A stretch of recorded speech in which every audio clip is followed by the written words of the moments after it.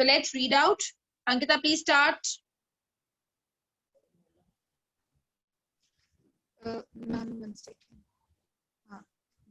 This is story of a 37-year-old businessman who went to repeat the round the world voyage made 200 years ago by Captain James Cook. Along with his family, which include narrator, his wife, his son Jonathan, 6-year-old, his daughter Suzanne, 3-year-old. They were accompanied by two crew, an American Larry and a Swiss Herb, to help them in roughest seas of Indian Ocean. He and his wife were enhancing their skills for the dream of sailing across the world. Wavewater, name of the ship, they had been professionally built and been tested in the roughest weather it could face. Okay, so this is the introduction. Basically, the story is about a 37-year-old businessman who was very fond of this going for the voyage around the world, right? And repeat the round of the world walk made 200 years ago by Captain James Cook. So he wanted to move on the footprints of Captain James Cook, and he had also taken this voyage around the world 200 years back. So now this businessman, he wanted to do so, and he included who all were included in his family were his which include narrator, his wife Mary. So the businessman, the person who is going for the voyage, he himself is the narrator here. His wife Mary, his son Jonathan, 6 years old, and his daughter Suzanne, 7 years old. So the children are very young, we find that, but they are accompanying their parents on this voyage. Now, along with this family, they had two crewmen, American Larry and Swiss Herb, in order to help them in the rougher seas of Indian Ocean. So these were the two people who were professionals, who knew much about the sea traveling, about the weather, about the ship, how to manage it. So these two people were there in order to help them, especially when the sea would be rough. He and his wife were enhancing the skill for the dream of sailing across the world. So both of the couple was very much interested to go for this voyage. It was their dream come true. So they named the ship as Wavewater. That was the name given to the ship. They had been professionally built and been tested in the roughest weather it could face. Now, the first leg of the journey was planned for 3 years. Ankita, we can continue here from this stanza. Please finish this stanza fast.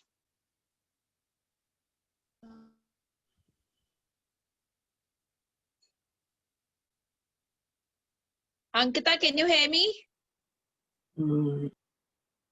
I think she's got disconnected. Chali, let me continue with the story. The first leg of the journey was planned for 3 years, right? So it was 105,000 kilometer journey. On the second day out of Cape Town, they started getting encountered by strong winds. So after traveling a long distance, they faced strong winds. Basically, it was a sea storm, we can say. So the situation continued till next few weeks. They enjoyed on Christmas despite of bad weather. So still they though it was bad weather, they celebrated Christmas, hoping for some improvement in weather in New Year. But on January 2, the situation got worse. The situation was more bad weather. The huge waves were there to haunt them.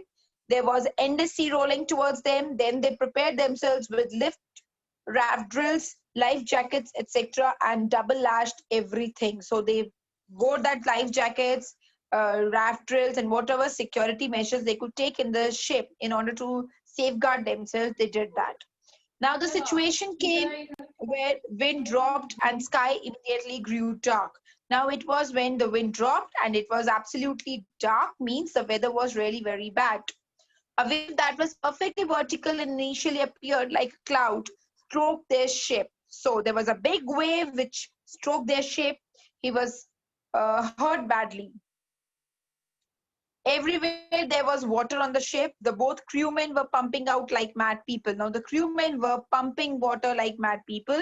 Suzanne was hurt badly. Suzanne, the daughter, she was hurt badly.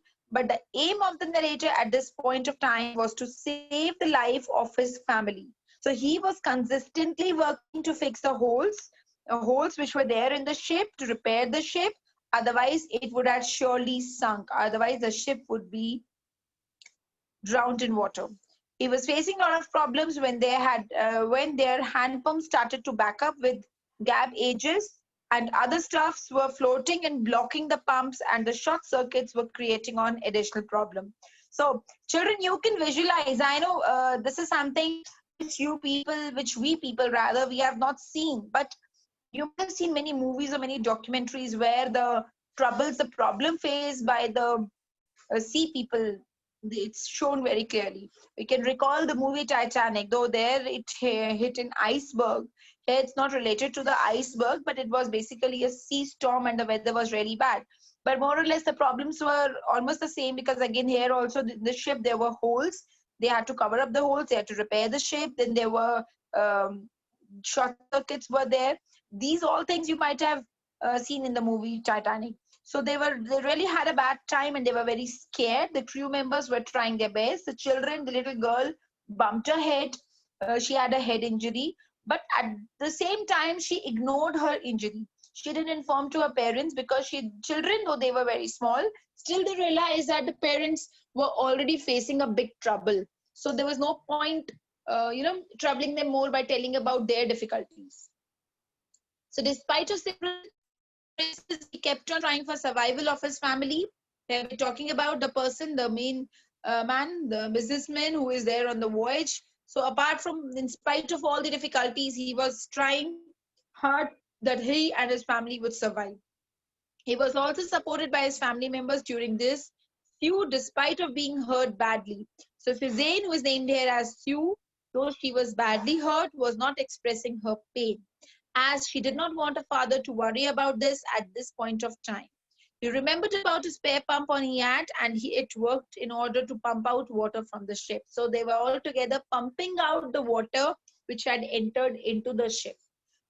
He get that he would not be able to sail the ship to Australia, and so calculated for nearby islands, where there were two small islands in eastern direction. A few hundred kilometers, they were getting no signals on the radio. They were getting no signals on the radio, but they knew there were two islands there. Australian islands, Amsterdam, the islands were there, and if they could reach those islands, they could be saved. But reaching that place was again a big challenge for them. Right? We just left out with the last stanza. Next morning, January 3, the pumps had made water level under control, but still somewhere there was a big leakage. On January 4, weather started again to deteriorate, and on morning 5th, it became worse. So the situation was deteriorating day by day. Jonathan told that if this all family members are together, he is not afraid of dying. This is the statement which the little child, the son who was the youngest of all, he gave. And I'm not scared to die if we are all together. Mary, the lady, she got some beef and biscuits for the children. They were now hoping for the best. Narrator made some calculations. It was difficult as the compass which shows the directions where to go. It was also not working properly. Finally, at 2, he came to the conclusion that they could get an island at 185 degrees. He asked Larry to go accordingly. The narrator went for a nap, and when they woke up, he was really scared because he thought that he has missed the island. But Jonathan showed him the nearby island which they had reached.